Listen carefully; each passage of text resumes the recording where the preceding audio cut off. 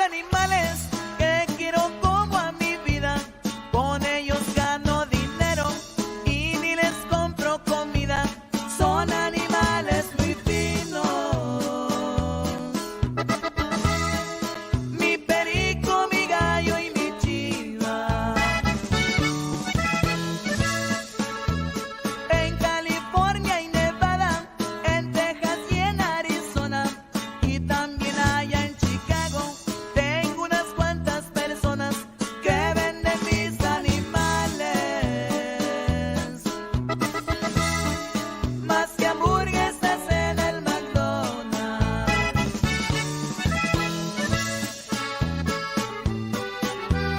Aprendí a vivir la vida hasta que tuve dinero y no niego que fui pobre, tampoco que fui burrero. Ahora soy un gran señor. Mis mascotas codician los mueros.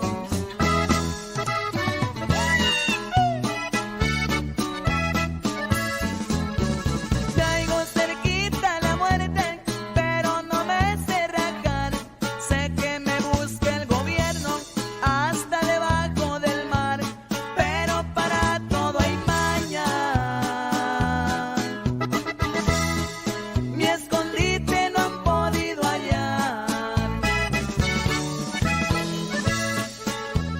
El dinero en abundancia también es muy peligroso, por eso yo me lo gasto con mis amigos gustoso y las mujeres la neta. Ven dinero y se les van los ojos. Hey, all the way from Chula Vista, we got Christopher Kilby, San Diego PD legend, Team 4. Happy birthday, Gato. Hey, Felix, happy birthday from Happy Team birthday, Felix. everybody else and all of us, brother. Happy birthday. Happy birthday. And we Thank you, got thank you. Benny Cruz watching us all the way from Southern California. And we got the man, the legend, the real man of the hour, Tim Jajanis, watching us all the way from Thailand. It's probably 5 o'clock or 6 o'clock. Thank you, brother, for watching us all the way over there. Hey, guys, let's get it going, man. I know, Benny, you have a shout out, but before we go to the shout out, Chalo, do you have any shout outs? No, not today, sir. None? I don't have anything. Nothing today? Okay, we also have Hector Hoyt. Felix, big Hector Hoyt watching you, brother. Hector Hoyt. Hey, with that said, Benny, here's your shout out. Here's your picture. There you go. It's really short. It's on William Cameron. This guy's a Navy veteran from World War II. Turned 100 years old, and on his way, he was setting up and getting ready to go to Normandy for the reunion, the 80th reunion, when he passed away. So a big shout out to this man who's obviously an American hero. 100 years old, getting ready to go to Normandy. He passed away. Wow, Hey Benny, man. did he pass here in the States or as he was getting over there? In the States. He was getting ready to go up there. Oh man, rest in peace, man. Rest in peace. Yeah. Blessing to him and his family. Benny, with that said, it's all yours. Introduce our guest. We already got him here. I didn't want to bring him on later. He's part of the show. He's been on 3 or 4 times already, so he's part of the show. Benny, it's all yours, brother. I'm going to put you alone so as you talk about him. Here we go. Well, Felix is pretty much our backup now. You know, Yes, he's he been is, on our man. show like 4 times. So our guest tonight is retired San Diego Police Gang Detective Felix Aguirre. Felix, known as Gato, or Felix the Cat, did 27 years of law enforcement experience, with 20 of those years working in criminal street gangs in the city of San Diego. Detective Aguirre has conducted training on street gangs for law enforcement across the U.S. and Mexico. Detective Aguirre was also a member of the San Diego PD's Border Crime Prevention Unit, where he was involved in 11 shootings involving bandits, most which were members of the Tijuana-based street gangs, or gang members from Cedro, Otay, and Del Sol, which pretty much are the gangs that border the city of San Isidro. Tonight, Felix will discuss those violent and often deadly activity along the San Diego-Tijuana border. I mean, we've heard about this numerous times. I remember back in the day, and I was always on the news, shooting, news at 11, news at 10 o'clock, San Diego PD shooting at the border. So welcome for joining us tonight, Felix, and happy birthday again. Thank you. So Felix, let's start with this. Today's topic is the border. Can you tell us about your year on the San Diego PD Border Crime Prevention Unit? And additionally, what was the mission of the unit at that time? Well, we basically followed a group of San Diego police officers that have played a role in what they call a border alien robbery force. Border alien robbery force comprised of San Diego police officers who dressed or tried to dress like illegal aliens and would go into the canyons dressed like illegal aliens in order to lure the bandit, basically to rob them and stuff. And when it happened, then they would confront the bandits and get into an arrest mode type of stuff. Well, in 1984, Joseph Wamba released a book, Lines and Shadows. Chief Collender was our chief at the time, and Chief Collender, obviously, and Joseph Wamba were apparently real close. And so Chief Collender initiated the Border Crime Prevention Unit, is how it was originally called.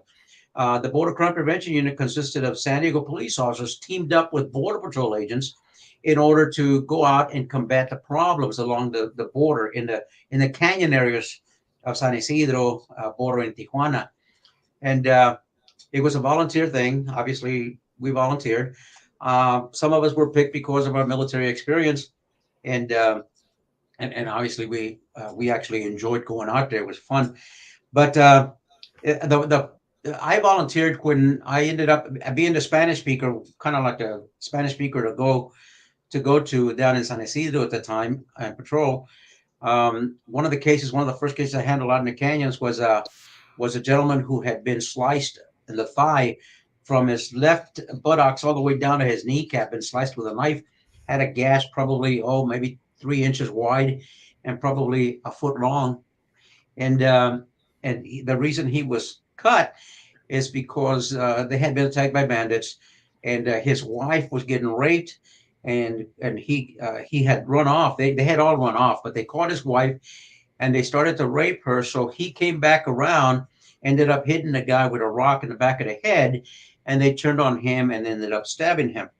Well, handling the case, doing the case report and stuff, I said, what the hell? I'm in. And that's when I volunteered. So we started out, I think it was 4 San Diego police officers with 1 San Diego supervisor, and 4 Border Patrol agents with 1 supervisor. And we'd work nights. And we had an absolute blast. The difference was, instead of being dressed like aliens to try to lure the bandits to rob us, we dressed in full uniform. Now, I don't know how many of you have been out there in the canyon area, but I mean, you can be 2 feet, you can be a foot away from somebody, and you can't even tell a person's uniform. You can't see the badge. You can't see not even their face. It is that dark.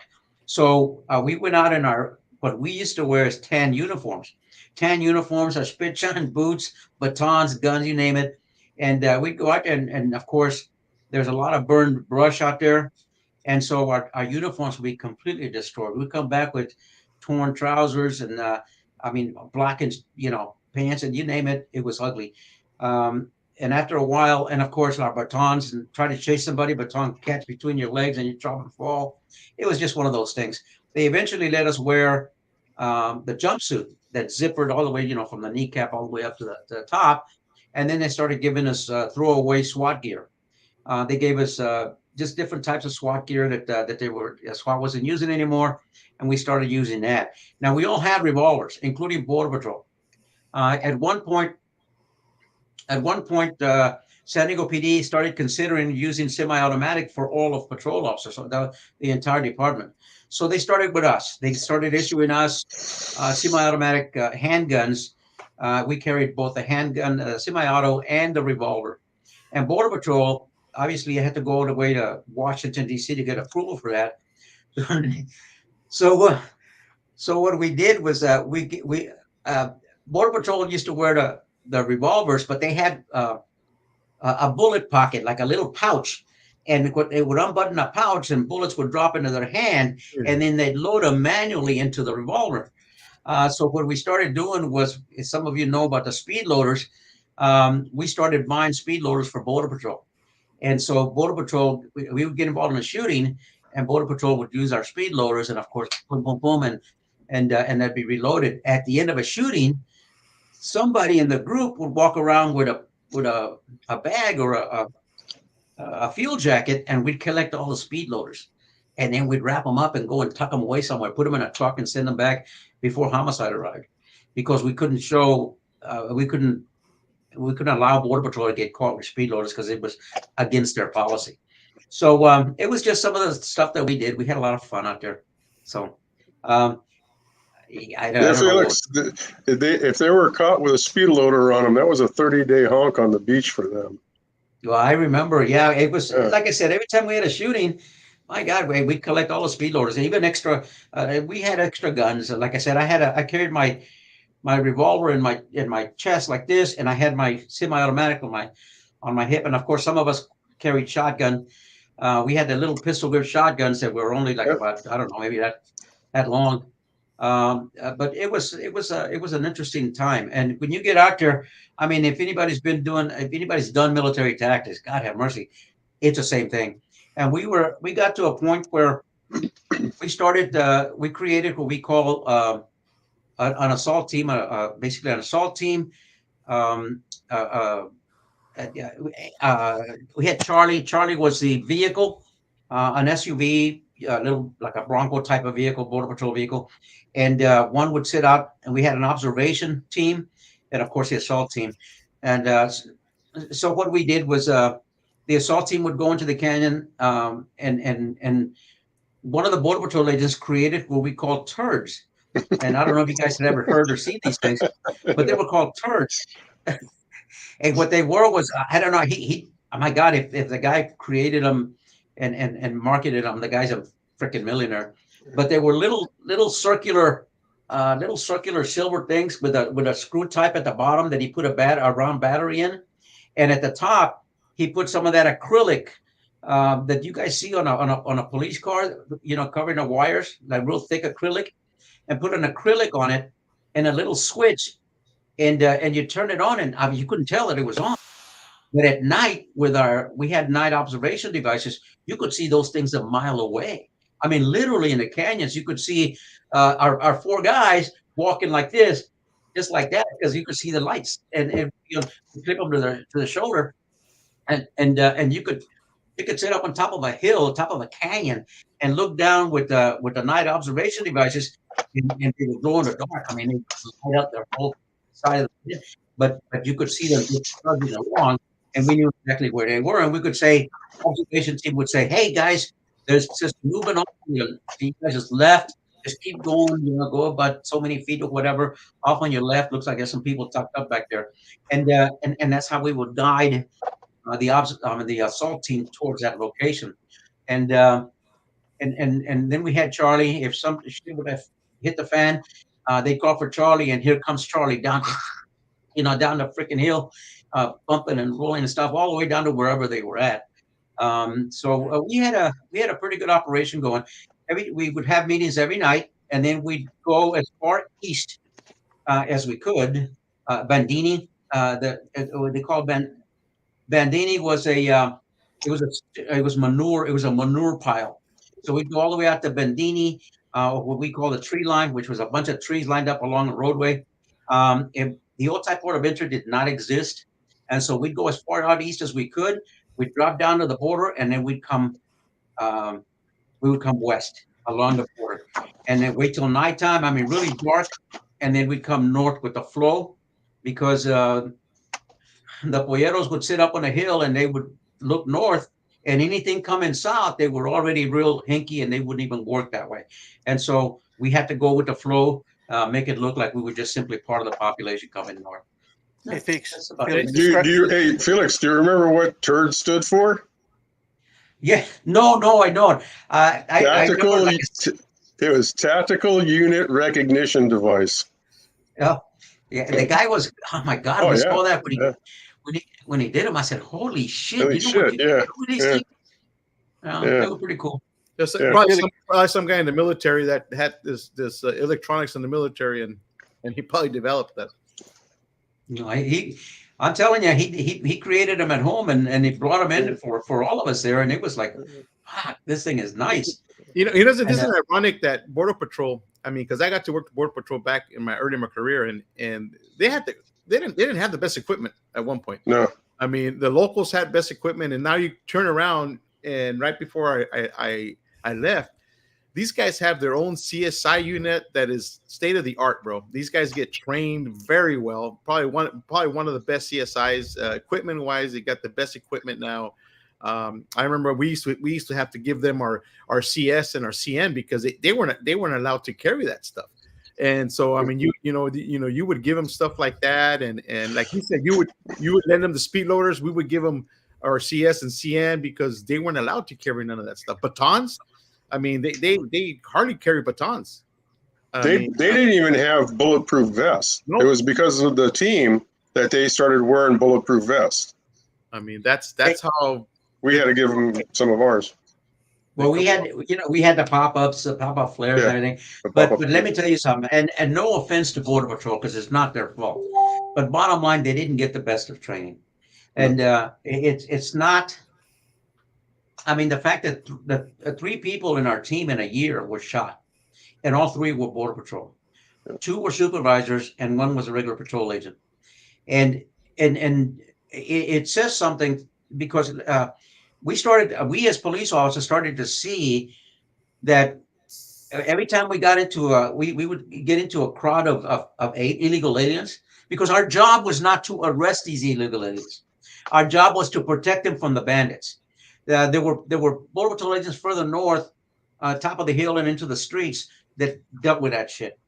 Our job in the canyon was to make sure nobody got stabbed, shot, or killed, or raped for that matter.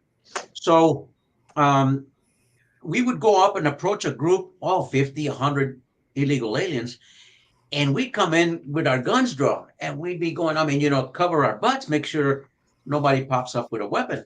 And Border Patrol, their training was they're illegal aliens, and so they would wade right into the group, never even touch their gun.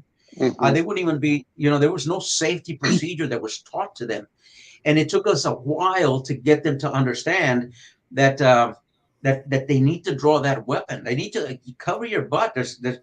We watched a group one time, very obviously drug dealing type shit, where you would have a group of 4 guys in a fire team formation, with a guy in the middle with the backpacks and shit, and they would get up and they'd move a little ways and then they drop and they stay there for a little while, then they get up and they move again, and it was very obvious that we're military tactics and crossing with dope and shit, but Border Patrol didn't have that kind of awareness that they needed. And I know the shooting, and may Jimmy Bendorf rest in peace. The boy was standing like, oh my God, he was like right here next to me. He stood 6 foot, maybe 6'1", and of course I stand 6, 7 foot sometimes, depending on what I'm standing on Foot Locker. But no, here I stand at 5'5", and he was 6 something, so his head is like way up here, and we were approaching Blakely. Remember that name? Yeah. I couldn't remember for the life of me. I couldn't remember the damn sergeant's name. But anyway, so we're approaching a bush, a huge bush, just at the base of Travelodge Canyon. Before you get up to the top of Travelodge Canyon, there was a big old bush, and we heard some yelling and screaming on the other side of the bush, and so we're approaching the bush on line, and Blakely takes out his weapon, and as we're moving up online, he takes his weapon and he empties out the damn magazine into the bush, not knowing what is behind it. Holy shit. And sure enough, a bandit runs south, and as he's going south, he's shooting over his shoulder, and me and Jimmy are right side by side, and I turn around, I go to shoot at the guy, and when I shoot, I squat down just a little bit. Well, Jimmy never drew his gun, and the guy shooting at us, and I'm firing off on this guy, and Jimmy got hit here, and God knows a bullet probably went right over my head, And but Jimmy got hit here, and the bullet went this way, and it broke his jaw like 3 or 4 places. And he was able to. He dropped to his knees, pulled out his radio, and started, calling on his radio, PA down, and then lay down in a prone position. Well, I took off, and as I took off, I hit the edge of the hill, a bunch of loose rocks, and I tumbled probably 15 feet. Yeah, I mean, and I felt like this and shit. My gun is probably 3 feet from me, and I look up, and the guy's still running, and I grab my gun, and I go to chase him again, and I end up on the road, and I chase him down the road, and then Mike Mendez, as the guy hops up on the fence, Mike Mendez shoots him. I guess he hits him in the leg. The guy dropped on the U.S. side of the border, throws his gun over in the south side, and we were able to arrest him. But Jimmy, that needless to say, we used to name our shooting scenes according to the shooting, and that was called Jimmy's Bush. So if we were in a meeting and said, go ahead. I'm sorry. I know. It's because Felix. It kind of segues into our next question. My question that I had for you was, in the 1 year that your team was involved, I heard you guys were involved in 11 shootings. 3 of your team members were shot by bandits. You described some of them, but can you describe the area where these shootings occurred? I mean, since you kind of described some of it, we just get into that question, because I don't want to lose. We had Jimmy's Bush. That's what Jimmy was our first agent that was shot. And obviously, every time somebody got shot, we were always we take a little break and stuff like that. Yeah, let me see. I don't see Jimmy's not in there, but anyway.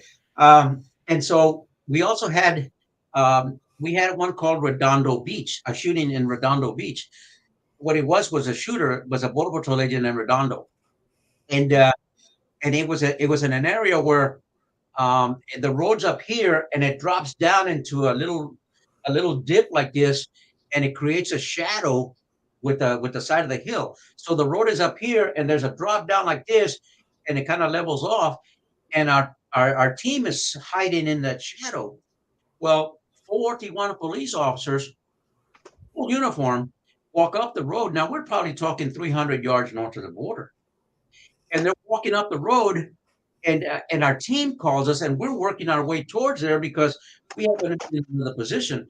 And so what happened is at that point there was Redondo, Doc Blaylock, I don't remember who else, Bill Tattoo. Anyway, and they're sitting in that dip right there, and the Tijuana police officers heard some noise, and they start going, hey, talking Spanish, because doesn't stand, hey, who are you, where you at, and stuff like that. Well, our team said nothing. So one of the Tijuana police officers pulls out a gun, and he fires a shot into the darkness. Well, when he did that, our team opened up. They hit that Tijuana police officer in the ass, and the guy dropped.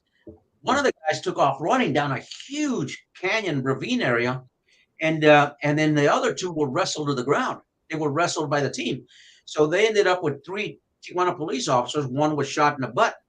And I'll never forget Doc Blaylock turns the fucker around and leans, put his knee on the guy's ass to handcuff him. And Doc Blaylock gets up, and he's got a stain of blood on his knee. But anyway, so the guy that took off running, we called that area, called it Gazelle Draw, because Fred Stevens goes, hey, motherfucker took off like a gazelle. It was Gazelle Draw. And then because Redondo was involved in that shooting, we call that Redondo Beach. And so we ended up with 3 arrested Tijuana police officers in full uniform. And then we had another shooting, and that was Arnie Forsyth. Arnie Forsyth was a border patrol supervisor, and he we happened to be up on Otay Mesa, the actual what do you call it? Airport Mesa. Yeah. Yeah. Airport Mesa. Yeah. What it is, the people that don't know, there's Airport Mesa flat plateau, and down at the end of the plateau, it drops down like this to what they call a soccer field. And the soccer field is where all the agents gather during the day before they go north, and they burn tires, they burn all kinds of shit in that soccer field. And so we're sitting up on the mesa, and Arnie Forsyth is about halfway down the drop, and that's the mesa's over here, but Arnie's facing the other way. He's actually facing north. The mesa is to his west. So I mean, the soccer field is to his west. We're up at the top. So Arnie's halfway down on the north side, behind a bush, and down at the bottom, we're witnessing a 211 going down. And there's one guy robbing a bunch of illegal aliens down at the base of the mesa. And Doc Blaylock is just to the east of where Arnie Forsyth is. So Doc, the guy, after the robbery, starts to climb back up the hill towards Arnie. There's a little trail that goes up to the top. And the guy is going up the trail, and he happens to see Arnie trying to hide behind a freaking bush. And he says, and he's yelling at the guy, "Levántate, te mato, cabrón. Levántate, te mato, cabrón." And Arnie tries to tuck himself behind this little freaking bush. So the guy aims at Arnie, and Doc Blaylock's got his sights on the guy. And of course, he's got the the single action already. He's got the trigger pulled back, just waiting for the guy a right shot. And the guy opens fire on Arnie, so Doc opens up on him, but Doc missed him. So Arnie got hit in one of the ankles. Bullet went through his ankle and lodged up in his buttock. And the suspect ran back down the bottom of the trail and goes around to the soccer field. And by that time, me, Bejerano, Blaylock, oh my God, I don't remember who else was there, but we get at the edge of the mesa, and we over. As this guy's running, you can just see him running down south, and pa pa pa pa. Emptied one gun, put the gun away, take out the other gun, pa pa pa. And Bejerano's got the shotgun. So we just emptied our weapons on this guy. He drops, falls a couple of times, stumbles, gets back up, stumbles again, ends up making it south of the border. We go down there, all we find is a trail of blood. Never found the guy. God knows what happened to him. But so that area where Arnie got shot, we call it 211 Bush. So that was named the 211 Bush. So if we ever talked in the media about the 211 Bush, everybody knew where it was. So and of course Redondo Beach, and we had Jimmy's Bush, and then we had the Big Bang. The Big Bang was where Fred Stevens, Border Patrol supervisor, that was our last shooting, and they took us out because supposedly we were stressed out and shit or whatever. So what they did was they had already told us that this was going to be our last week and that we weren't going to go out no more. And we had done 9 months. And then we took a 3-month break where Sergeant Woodruff took out a team for a couple months. And they took Sergeant Woodruff's team out and they put us back in for 3 months. And that completed a year for us. Well, they had already told us we weren't going to go back out. So Fred Stevens, we meet at Border Patrol Station Brownfield, and anybody who knows Fred knows what I'm talking about. The guy was a former Army, served some time in Vietnam, did some undercover operations for doing the cross-border immigration shit stuff. So he's a character. Really heavy Mexican accent. Anyway, so he said, "Hey, cabrón, this is the last time out there. Let's go out with a fucking bang, dude. Let's go out with a big bang." Holy shit! That night we go out, and we're up on Travelodge Canyon. And anybody knows Travelodge Canyon, goes up to a saddle, and then the saddle drops down about 100 feet, and it's nothing but brush and shit. And it goes up the other side in a real tall fucking cliff like that. And this area is right behind 663 East San Isidro Boulevard, which is our police station. And just before the saddle is these bushes. So we go up to the saddle. Me and I don't know who it was, Ray Stanley, I think, are sitting observation, watching.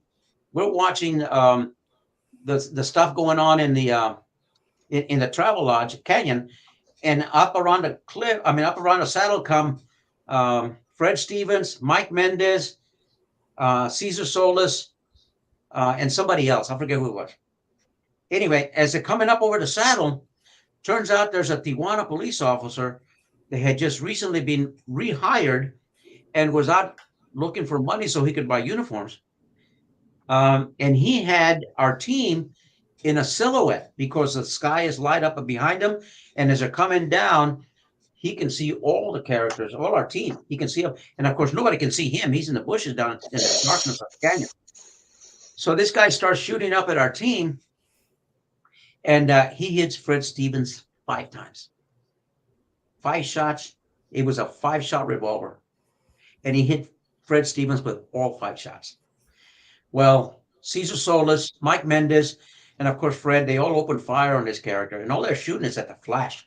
They can't see the guy, so they're shooting at this flash. Well, it turns out, and later we found out, one of the bullets fired by Cesar Solis hit the guy right here. Hit the guy at the top of the, right at the hairline, above, right center on the nose, and straight up right about there. And as he tumbled backwards, another bullet went through and through one of his calves. Of course, we don't know who fired that one. It was a through and through. But the bullet that was recovered in the guy's head turned out to be Caesar's. So the guy tumbled about 100 feet down the bottom of the ravine, and Fred, I guess, reverted to the Vietnam days. He starts yelling at Mike Mendez, and he says, "Get me the fuck out of here! Get me home! Get me the fuck home! Get me out of this fucking place!" and stuff like that. And so I was a field evidence technician at the time.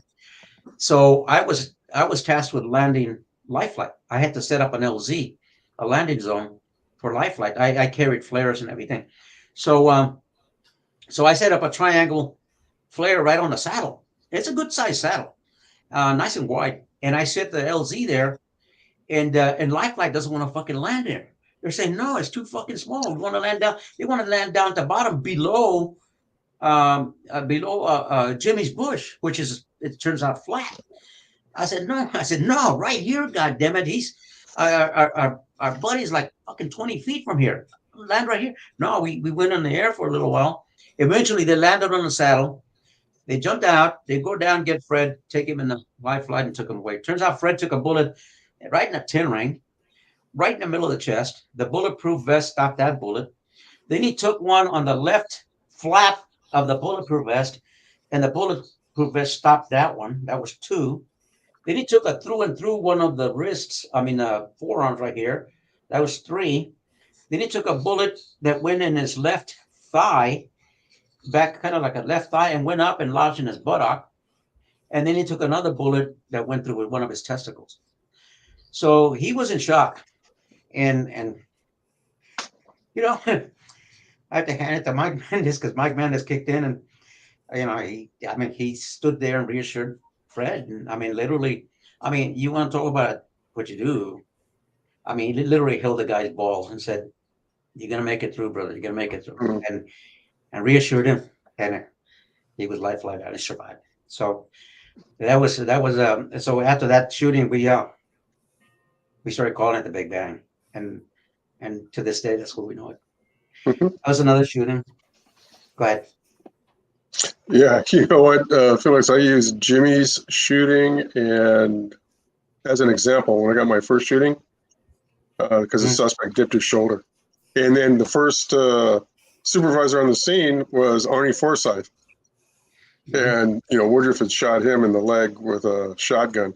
And Jimmy had formerly dep-rocked that guy 7 times. As soon as Arnie pulled up, he goes, "Hey, Supervisor Forsyth, how are you?" And I go, "What the fuck?" But hey, who else was on your team, and where are they now?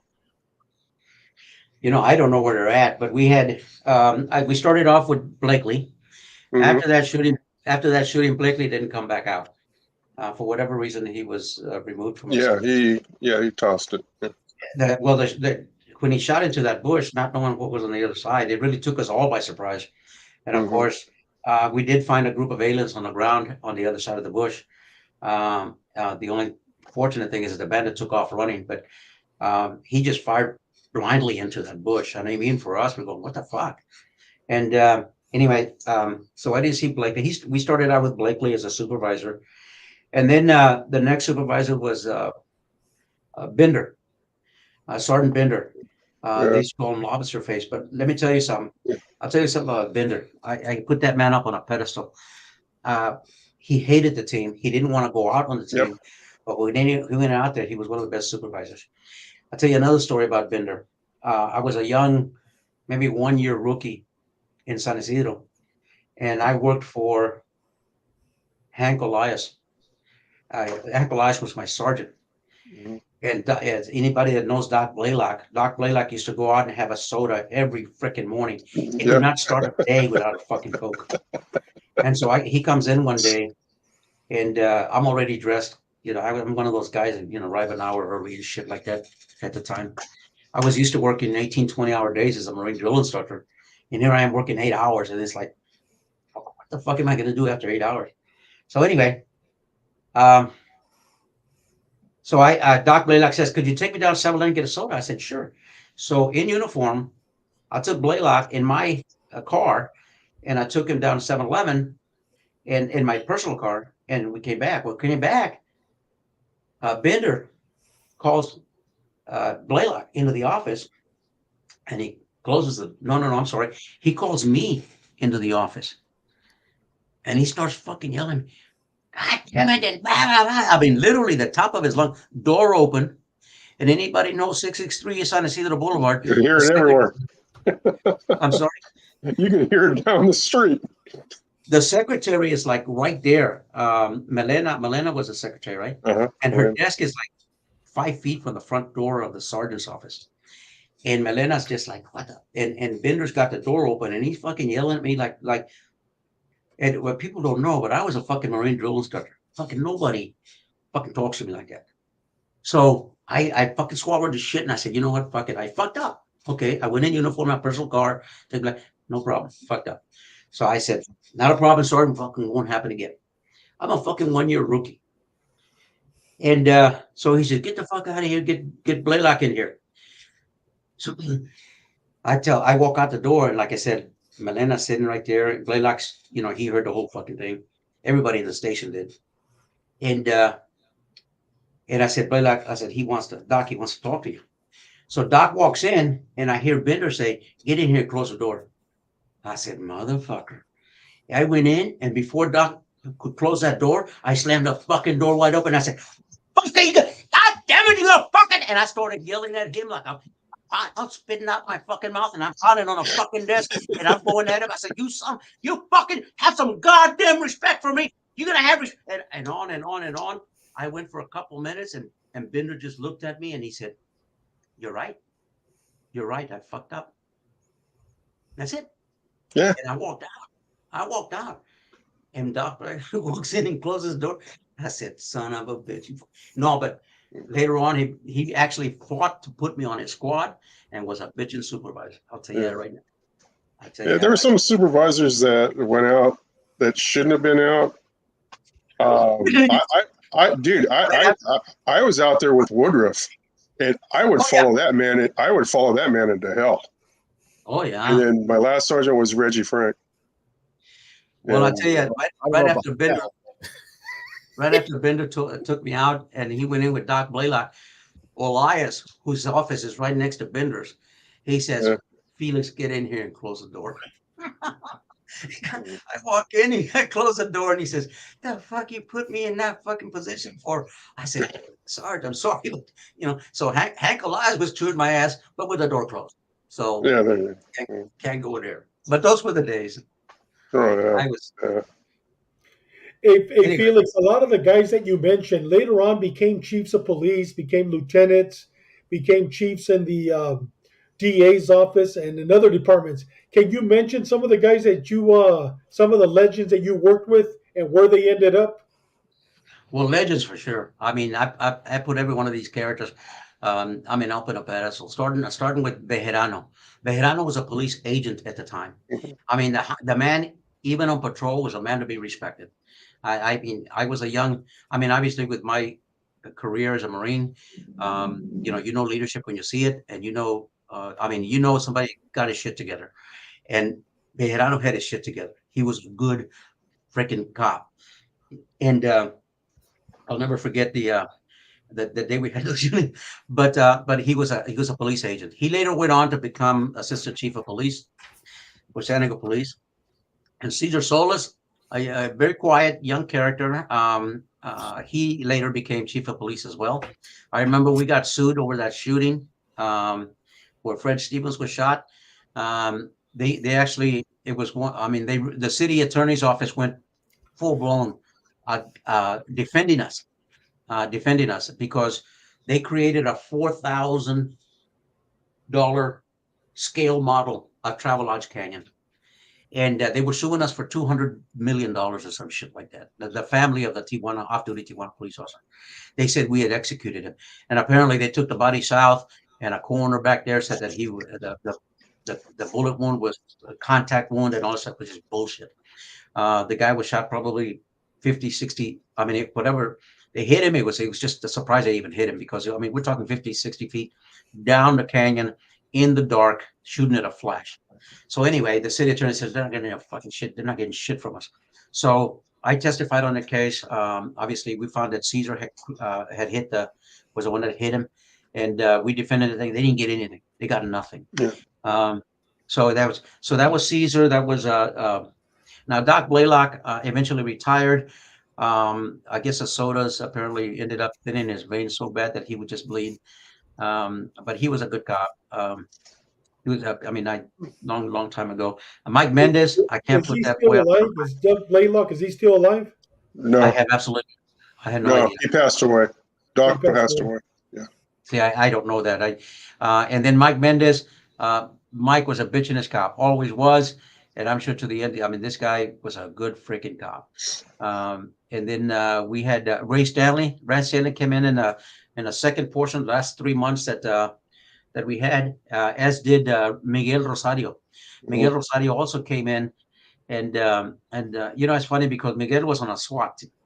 It's something the BCPU team did, and that was that we got a lot of attention. You could see the newspaper clippings. We actually made it LA Herald Examiner. We ended up making a New York paper, some shit like that, because we were involved in international incidents. And so when that happened, every fucking SWAT officer in the department wanted to go do this team. Everybody wanted to go with this team because we had all these shootings and shit, and it got so bad. At the time, we were still, when we started the team, we were still living out of 801 West Market Street, the police station, the old station. That was 801. What was it? Is that West Market? Yeah, 801 West Market. It was West Market, right? Yeah, The old that was the main station. Yeah. That was the HQ. Yeah. Okay, we were still there. We were still there because I remember one of our shootings, our commander, Commander Gore, I think it was, part of the shooting review board. They walk in, of course, when they walk in, there's a bunch of people, cops, chiefs and captains and God knows what else is in his office, and attorneys and everything else. And Commander Gore says, Felix, because this is like, I don't know, maybe fifth, sixth shooting or something. He'd say, Felix, you have a right to have an attorney here if you like. And, you have a right to, not to tell us a damn thing and shit like that. And he says, but sit down and tell us what happened. So I sit down and go through the whole shooting scene. Thank you very much, Felix. You have a wonderful day. Boom. And I was out the door. That was a shooting review board. And I was back to duty like the next day. All our shootings were legit. In one of the, one of the things about Miguel Rosario, and like I said, the guy's a bitching guy, but I worked with him as a gang detective when he was in gangs. When I first went to the gang unit in '88, he was working Logan Heights with Jorge Sanchez. But he was one, we'd come back in the field because we'd come back, we'd say, how many, we damn near emptied our weapons out there, but 5, 6, 7, 10, 15 rounds.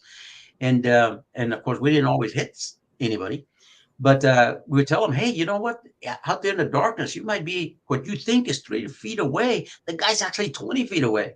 And, what you think is, 7 feet, he's fucking, half a block away. But it's you can't tell distances in the darkness. So he would say, you guys can't shoot shit, blah, blah, blah. So one of his shootings was as you're approaching Timmy's Bush, there's a trail that goes up there. And he was involved in it. He had the pistol whip shotgun. And he opened fire, and his character pulled a gun on him, and with a shotgun with a buckshot, and he opened up on this guy, hit the guy with 2 pellets. One went through the guy's mouth, came out the back of his neck, and one went through his ear, and that's all. The guy, I said, I'm telling you, he says, I thought it turned out to be 7 feet. He was actually about 30 feet away, but in the darkness, you can't tell. So he learned his lesson later, realized that that darkness does play games on you and shit. Another Another incident was I was not involved in this one. This was a second team, Woodruff's team. You probably know about this one. And that's when up on Airport Mesa. And there, They call it Airport Mesa because the Tijuana Airport is just across the border from there. And it's a big old plateau.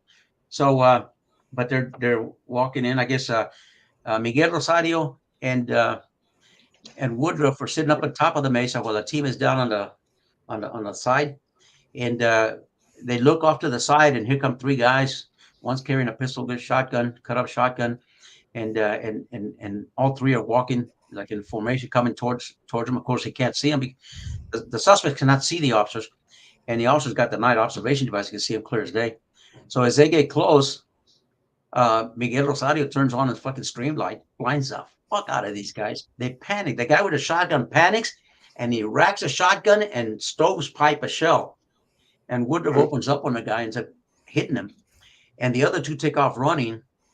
As Woodruff passes the guy that he dropped, he goes, boom, one last shot to him, and then continues to run. Anybody who knows any tactical operation, military type, police type, you don't run past a suspect you don't know is down and is armed, because he will come up behind you and take you from behind. So Woodruff, as you say, was one hell of a freaking, I mean, follow him to hell and back. He was a hell of a cop. Hell of a And in fact, that guy, his moniker was El Crocodile. And Tijuana, the next day, homicide hadn't even finished the investigation. Solis and I actually went out and got his fat little buddy that jumped off the north side of Airport Mesa and didn't realize that it dropped like 50 feet. So we picked him up. But they had him identified. Homicide hadn't even gotten him identified. He was on the front page news in Tijuana newspaper. El Crocodile dies in a hail of gunfire with U.S. law enforcement and whatnot. But him and his crew were really bad. And the word was that they were actually looking for the team. They were looking for the guys in the border team. I don't know. We started getting a nickname. We started getting a nickname from the people, the polleros and all. They started giving us los cazadores de baja pollo. The hunters of bandits is what they call us.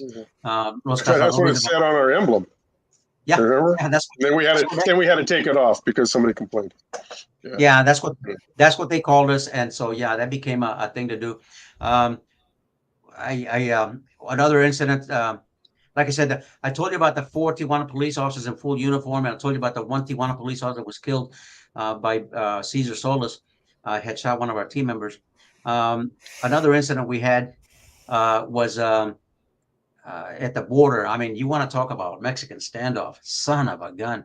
I mean, we're talking about a classic Mexican standoff. And this involved a part of our team. Anybody that knows the area, there's the fence line. But the fence line had a cut in the fence that was probably maybe 10 feet. It was about 10 feet long and probably 3 feet up and high like this, that was cut out. So anybody could just hop over that fence and get onto the road. Now the road goes right along the fence line. So you got the fence and the road, and just past the road, I'm describing an E1. And so what you've got is a roadway, and then it drops into a little ditch like this. And then it goes up a side of a hill that goes up at an angle, real steep. And then it gets up to the canyon area at the top. It's called they used to call it the E1 turnaround. Border Patrol used to call it E1 turnaround. And it's just, I mean, I'm going to say probably yards from the actual port of entry, the San Isidro port of entry. It's right behind Rail Court, which is the end of San Isidro Boulevard. And so our team is in a ditch, watching a group of Tijuana police officers mingling along the fence line. And it turns out there's a guy in a suit and tie. It's their chief of police. But they're mingling along the fence line. And what they're doing is they see our team in the ditch.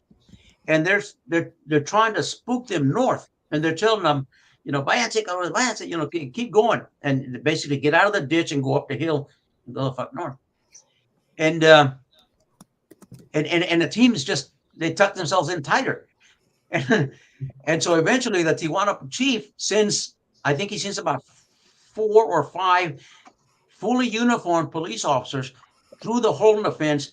They get onto the roadway and they got guns drawn. And they're coming at the team. And the team pops up and they streamlight these guys. And they light them up. And the streamlight, needless to say, is as bright as the sun. And and the guys freaking panicked and froze. Well, when they froze, our team is already armed. I mean, they're pointing guns, and these guys are pointing guns, but they froze. Our team was able to wrestle the guys to the ground, end up handcuffing them, and they're screaming and get Charlie down, get Charlie. Well, I've got Charlie, which is a SUV, so I'm coming, coming down the hill, end up on right there on the roadway, and I see what's going on. They got all these Tijuana police officers. They got them up, and they're using them as shields because on the south side there's still other Tijuana police officers and the chief of police. And I see Miguel Rosario got the pistol grip shotgun. He's one of the officers, obviously, on the team that was in the ditch. And the Tijuana police officer pulls out his badge and fucking wallet and flips it over and say, who he is. And Miguel Rosario comes up and takes the end of the shotgun and shoves it into the guy's chest. The chief of police ends up shoving the shotgun right into the guy's faces. Get the fuck away, and shoved him away from the fence hole. And then I'm driving, so I end up just getting down a little, and I'm going backwards along the roadway towards Rail Court, and the guys are using my vehicle for cover, and they've got the officers in front of them, and the handcuffed Tijuana officers, and they've got them, and they're using them as cover, walking alongside my the driver's side of my truck, and we're going backwards slowly as we're going back. And once we're safe, we fucking take the guys. We take the guys to the police station. My God! So we've got all these officers in full uniform, Tijuana police officers, in the what do you call it? Those rooms where you have your meetings and shit, report room or whatever the hell it was. Anyway, so we got all these officers there, and we're just chit chatting with them and talking to them, and they're pretty cool. And we got their guns and their leather gear and everything. We have it off to the side over here, and in comes Chief Collender, and Chief Collender is accompanied by the Tijuana chief of police. They come and they talk to the officers a little bit. They look, and then they walk out to one of the officers. Later, just shortly thereafter, we're ordered to release them all, and we released them to the Tijuana chief and went south. Obviously, that made a little bit of news, and Chief Collender was reportedly quoted as saying, "We have some bad apples, just like they do it in the south."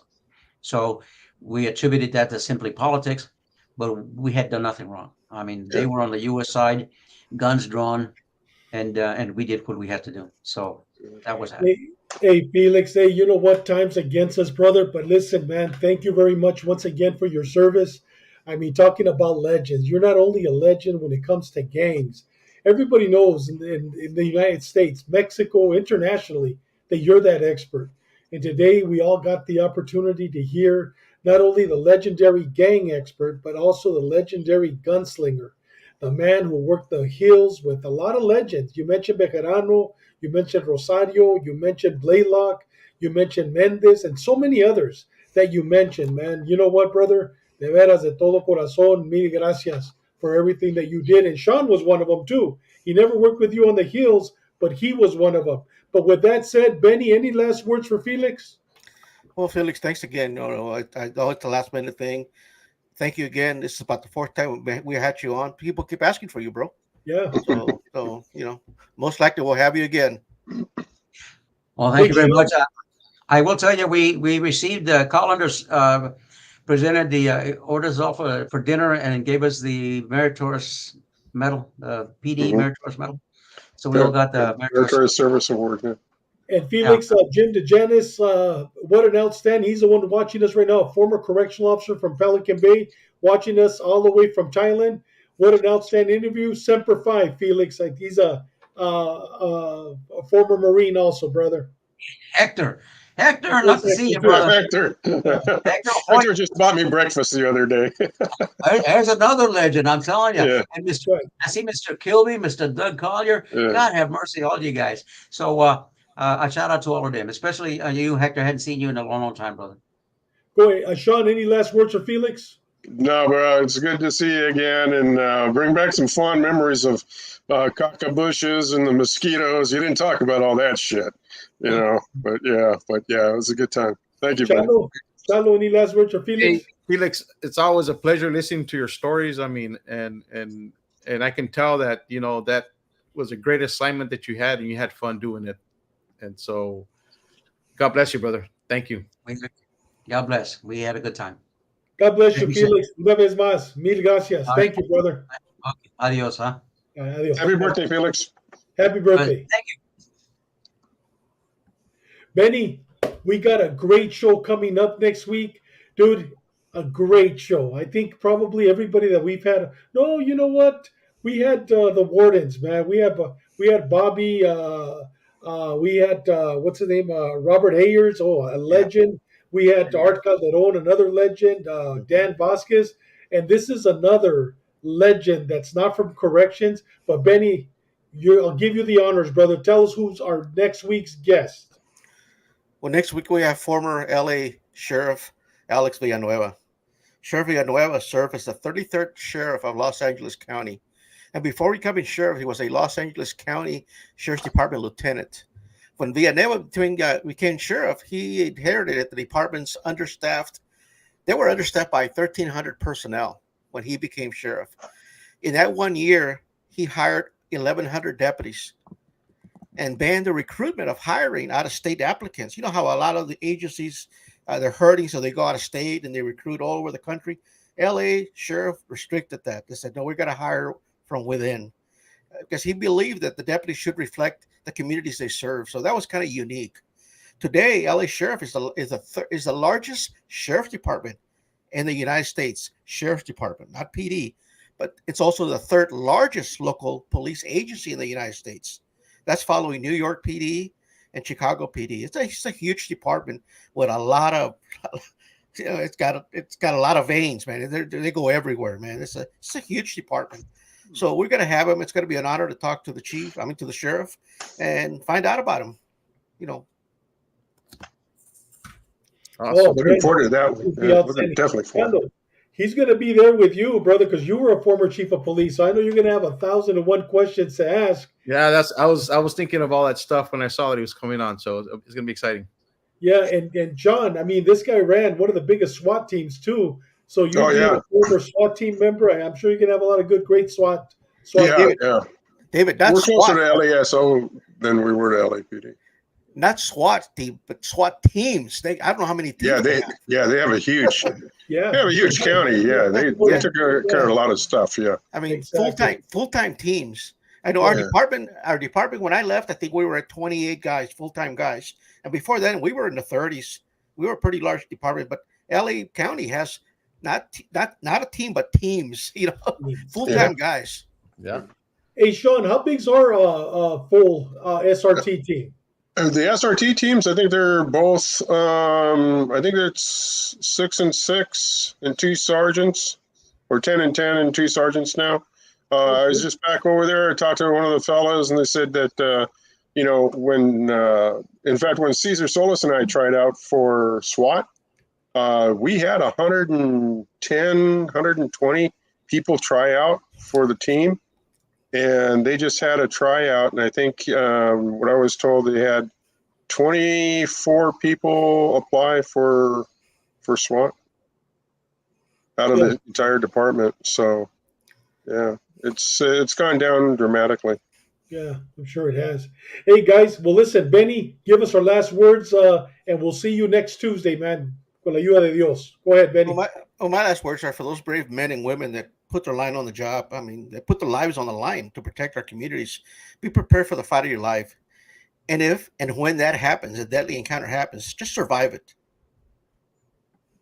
Big Sean? Piggyback on what Benny said, watch your six and watch what's going on around you and watch what's going around in this nation and around the world. They just picked up 3 people that were, 3 cities just got picked up people that are tied to ISIS. Philadelphia, New York, and Los Angeles. And what's wrong with that picture right now? Yep. Chalo. Yep.